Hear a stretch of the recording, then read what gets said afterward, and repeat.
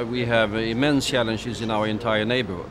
We have a chilly wind anti-democracy in the east, and we have reform movements in the south.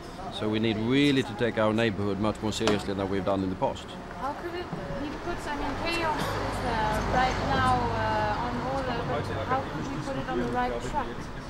Well, they will have to do it themselves. If you take Egypt, Egypt is an immensely important country. It's 85 million people. It's our second largest neighbour next to Russia. So it will have to search its own way. It will have to face a democratic election this year.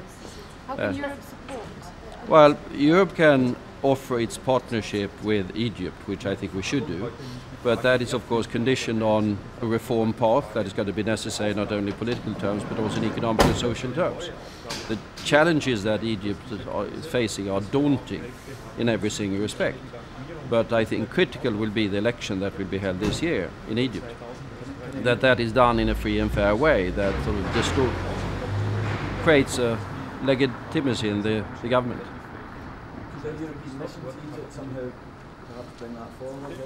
I think it's too early. I mean, in terms of Tunisia, we are discussing a democracy support mission that could go there if requested by the Tunisian government. I mean, it's now in the process of consolidating. It's going fairly okay.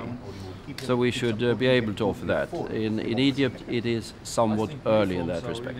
I mean, we have to await the outcome, but clearly there will have to be an election in Egypt, a presidential election, and the way that is done and the way it's performed is of course going to be crucial. And then there is an immense need of different reforms in Egypt. I mean, if you look at it,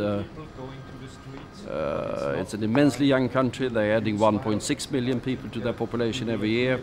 They need economic growth figures that are well in excess of the economic growth figure they've had so far, which has not been bad by the standards of the region. Do you see this as a chance or as a risk factor in our neighbourhood? A challenge. We have challenges in our entire neighbourhood, from Minsk to Tirana to Cairo to Tunis.